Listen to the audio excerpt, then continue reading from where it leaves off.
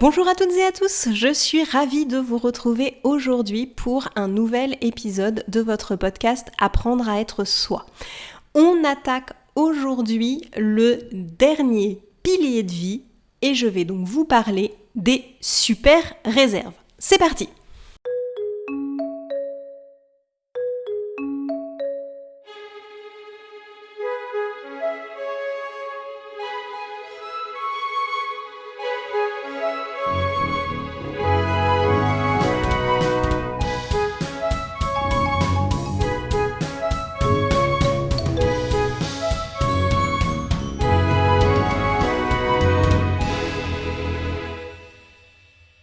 Comme je l'ai fait souvent, je vais commencer simplement par vous donner une définition de ce que j'entends par super réserve.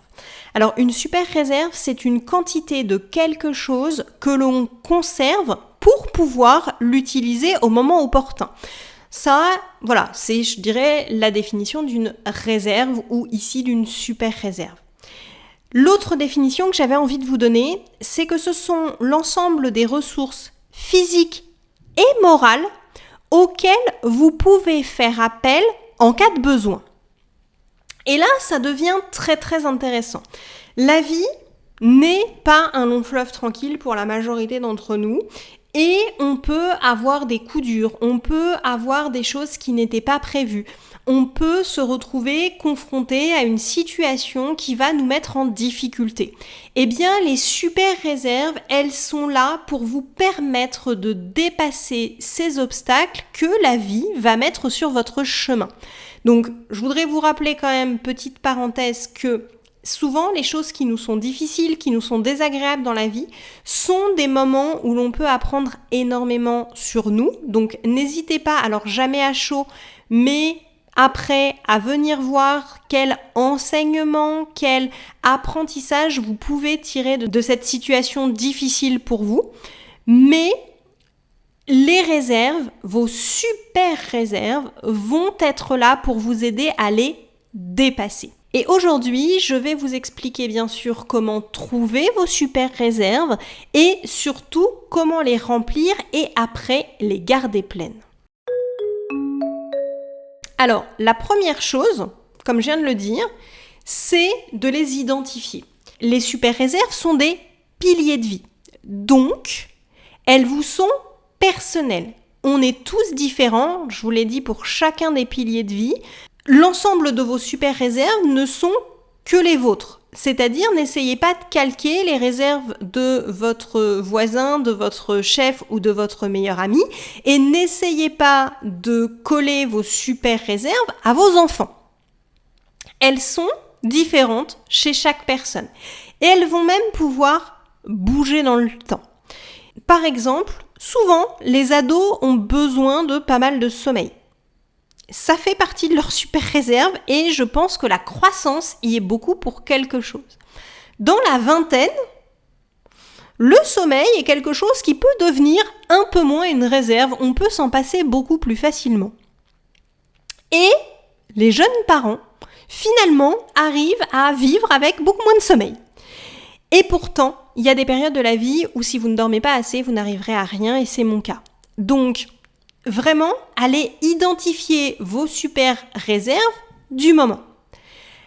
Elles sont différentes chez chacun d'entre nous, donc je ne vais pas pouvoir vous dire quelles sont vos super réserves. Alors pour ça, ça pourrait être fait en coaching, on pourrait travailler pour identifier vos super réserves, mais là, sans vous avoir avec moi, je vais être forcée de rester très général en espérant que cela vous permette de découvrir certaines de vos super réserves. Je vais vous en citer 8, 9 qui sont les plus courantes, mais à l'intérieur desquelles je vous invite à aller creuser et peut-être à aller chercher les sous-catégories qui pourraient vous aider. Le premier exemple de super réserve, je vous en ai déjà parlé, c'est l'énergie. C'est le fait d'avoir assez d'énergie. Pour certains, ça va être par le sommeil, pour certains, ça va être par une alimentation saine, pour certains, ça va être avec le fait d'avoir une activité physique régulière parce que le mouvement fait monter le niveau d'énergie.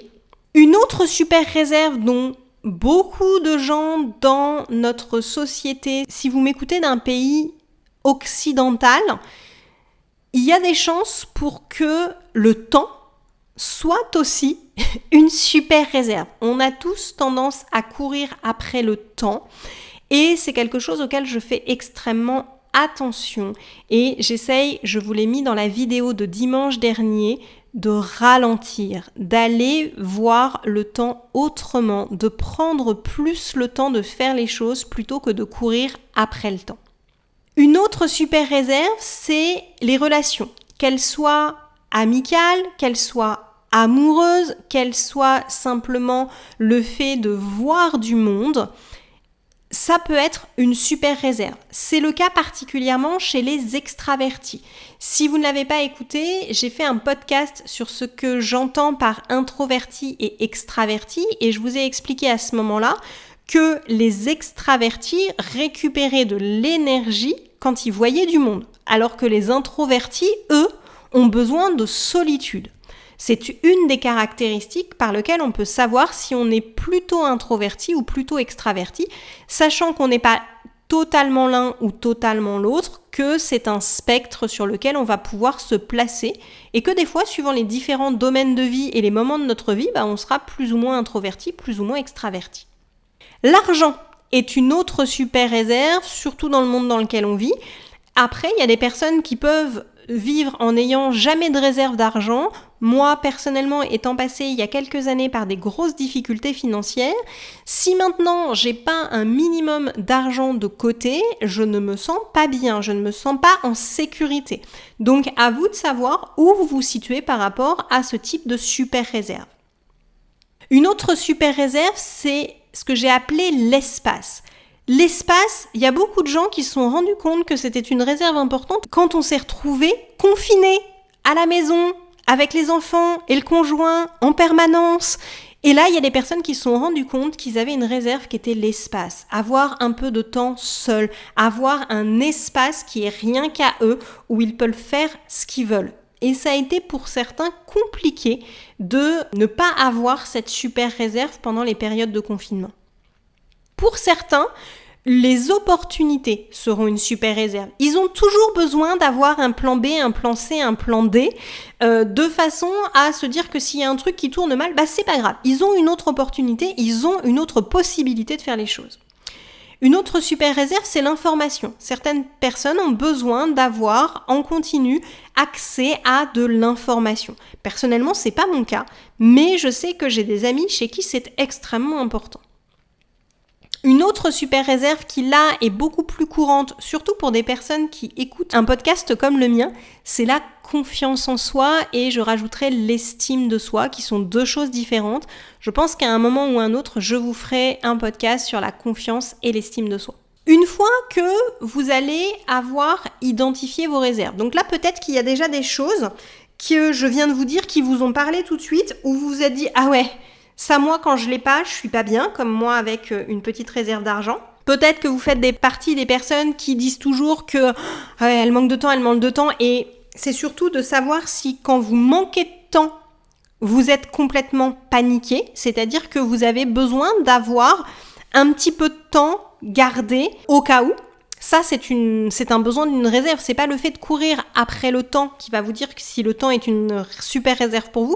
C'est le fait de savoir que quand vous n'avez pas de temps, je dirais tampon, c'est-à-dire pour prévoir les imprévus, vous êtes vraiment un peu flippé. Dans ces cas-là, ça veut dire que le temps est une réserve. Donc voilà, peut-être qu'il y a des choses comme ça qui vous ont parlé où vous vous êtes dit « Ah non mais moi ça quand je l'ai pas, je suis nerveux, je suis stressé, voilà ». Donc à vous de voir comment vous vous sentez et je vous dis, ce n'est pas une liste exhaustive. Pour savoir si c'est une super réserve, ce qu'il faut vous demander c'est si je n'en ai pas, je ne me sens pas bien. Si j'ai pas de temps, si j'ai pas d'énergie, je suis bon à rien. Si j'ai pas de réserve d'argent, je me sens pas sereine. Si j'ai pas un accès à l'information rapide, je suis nerveux. Voilà, c'est des choses qui vont vous permettre de savoir si tel ou tel élément de votre vie est une super réserve. Une fois que vous avez trouvé vos 3, 4, 5 super réserves, il va falloir que vous vous demandiez quel est leur niveau actuel. là, aujourd'hui, quel est votre niveau d'énergie? Quelle est votre réserve d'argent? Quel est votre niveau de confiance en vous? J'ai pris 3 grands niveaux pour chacune de vos super réserves.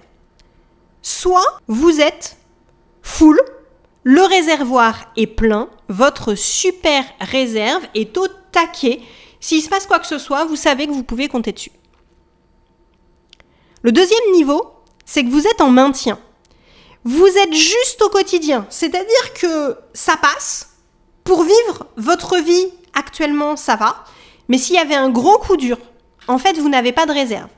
Vous avez de quoi utiliser cette réserve au quotidien, mais s'il y avait un gros souci, ça ne serait pas suffisant. Dernière chose, vous êtes en mode survie. Vous êtes déjà dans le rouge. Je vais prendre l'exemple avec l'argent parce que c'est assez facile de le faire, mais à vous de le transposer sur vos super réserves. Mettons que pour vous sentir bien et éponger un coup dur, la machine à laver qui lâche, une panne de la voiture, un problème avec la chaudière, vous avez besoin d'avoir 2 000 € sur un livret auquel vous avez accès. Si vous avez ces 2 000 €, vous êtes en super réserve. Tout va bien. Si par contre, vous avez eu un coup dur le mois dernier et que du coup, votre réserve d'argent, elle est passée de 2 000 à 500 €, vous êtes en maintien, il peut encore se passer quelque chose, mais on est juste. La survie, vous n'avez plus rien du tout d'épargne accessible et en plus, au 20 du mois, vous êtes légèrement en négatif. Là, vous êtes en survie. Ou alors, même si vous terminez juste le compte à 0, mais que vous n'avez pas d'épargne, d'un point de vue épargne, vous êtes en survie. D'un point de vue argent, vous pourriez être en maintien, mais d'un point de vue épargne, vous seriez en survie parce que déjà, vous n'avez pas d'épargne du tout. Donc, une fois que vous avez identifié vos réserves, que pour chacune d'elles, vous avez le niveau auquel vous êtes. Vous pouvez le symboliser par une pastille verte, une pastille orange, une pastille rouge, par exemple. Ou par un plus, un neutre et un moins. Eh bien, je vais vous inviter à reconstituer vos super réserves. C'est-à-dire que pour celles qui sont actuellement en maintien ou encore pire en survie, il va falloir les reconstituer. Donc, il va falloir choisir une réserve. Alors pour choisir la réserve, c'est soit celle qui est le plus dans le rouge, soit celle que vous savez que vous allez avoir besoin prochainement. Mettons que au mois de janvier, vous savez que vous allez devoir vous occuper de votre maman ou de l'un de vos enfants ou d'un de vos frères et sœurs ou de votre conjoint qui se fait hospitaliser, que vous allez devoir l'emmener à l'hôpital, passer un peu de temps avec lui ou elle, le ramener pendant quelques jours à la sortie de l'hôpital chez vous parce qu'il ne pourra pas rester seul pendant quelques jours, eh bien vous savez que vous allez avoir besoin de votre réserve de temps. Et donc, vous pouvez dès maintenant prévoir d'augmenter votre réserve de temps. Si vous savez aussi que ça va vous prendre de l'énergie, il peut être important de reconstituer votre super réserve d'énergie parce que vous savez que vous allez avoir tout à gérer. Si par exemple c'est votre conjoint, vous savez que pendant une semaine, il ne va rien pouvoir prendre en charge, voire même 15 jours. Et donc, vous avez intérêt à être au taquet. Et donc, il faut que vous reconstituiez votre niveau d'énergie tout de suite, de façon à pouvoir gérer les choses le mieux possible au mois de janvier. Donc, vous choisissez une super réserve que vous voulez remonter. Dans quelle réserve vous voulez vous investir dans les prochaines semaines? Ensuite, je vais vous inviter à définir très précisément quel est le niveau plein de cette super réserve. J'ai pris l'exemple de l'argent tout à l'heure en disant qu'il vous fallait peut-être 2 000 € sur un livret. 2 000 € pour certains, c'est trop. Peut-être que vous avez besoin que de 1 000 ou de 1 500 €. Pour certains, 2 000 € sur un livret, ils ne sont pas encore safe. Ils ont besoin de 3, de 4 ou de 5 000. Donc, trouvez quel est le niveau plein de votre réserve. Alors pour l'argent, c'est assez facile parce qu'on a des chiffres. Pour l'énergie, par exemple, ça peut être de se réveiller le matin avant le réveil. Vous savez que votre jauge d'énergie est pleine quand le matin, vous vous réveillez avant le réveil. Un autre indicateur possible pour l'énergie, c'est que vous n'avez pas de coup de barre au moment du déjeuner. Peut-être qu'un autre indicateur peut être le fait que le week-end, vous vous réveillez avant 9h. Donc ça vous est très personnel et je vous invite à trouver 3 ou 4 indicateurs qui vous permettent de vous dire que ah là, ma réserve, elle est au taquet, elle est full. Une fois que vous avez trouvé comment vous saurez que vous avez re-rempli complètement votre réserve, je vais vous inviter à trouver ce qui vide votre réserve. Donc vous avez trouvé quelle est votre réserve, vous vous êtes dit qu'il fallait la remonter, vous avez trouvé comment vous saurez qu'elle est pleine. Maintenant, interrogez-vous sur qu'est-ce qui vide ma réserve. Si c'est l'argent, ça peut être que dernièrement, vous avez dépensé sur une nouvelle plateforme d'achat. Régulièrement, vous achetez un truc tous les mois, toutes les semaines, et que du coup, ça tape un peu dans votre réserve. Ça peut être le fait que vous avez repris à aller manger tous les midis avec vos collègues. Pour l'énergie, ça peut être le fait que vous avez accepté trop de sollicitations le soir. Vous sortez 2 ou 3 fois en semaine, plus une fois le week-end, et vous vous rendez compte que du coup, vous ne récupérez pas. Et je vais vous inviter à boucher les trous.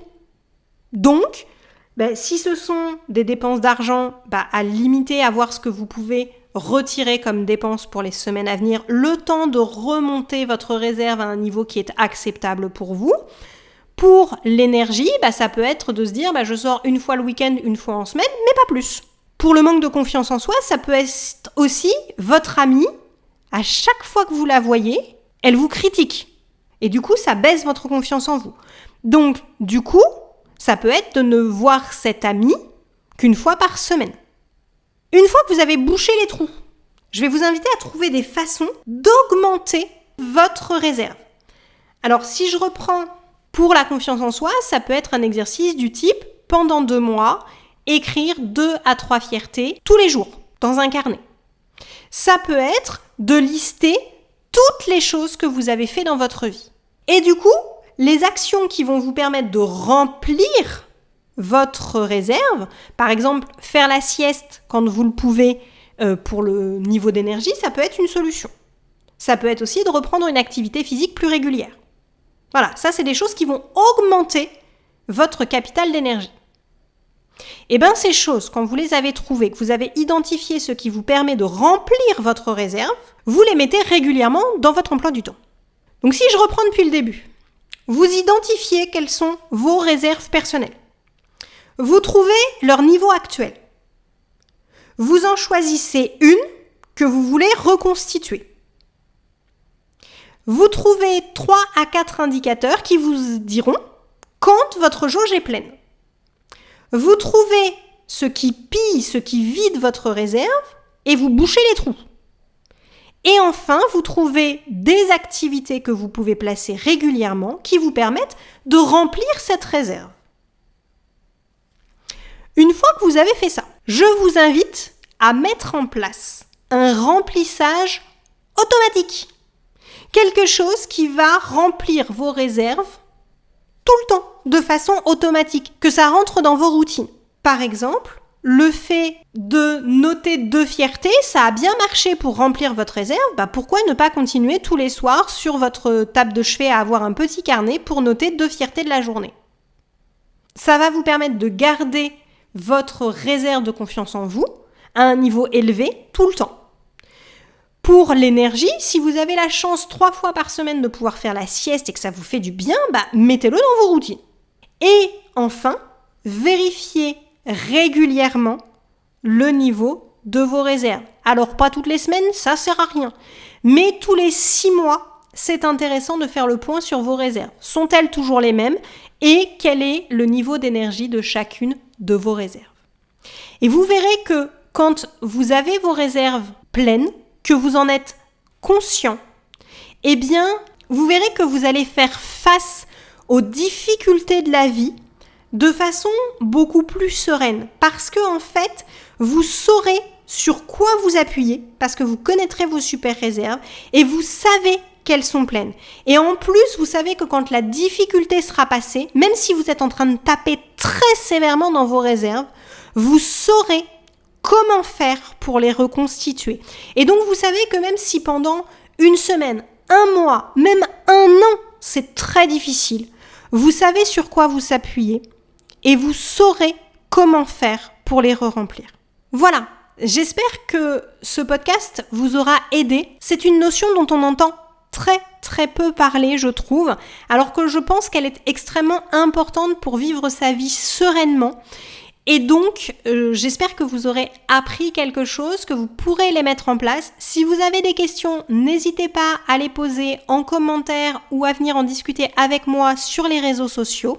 Et je vous souhaite une très belle journée ou une très belle soirée en fonction de l'heure à laquelle vous m'avez écouté. Et je vous dis à très vite pour un nouvel épisode. Au revoir!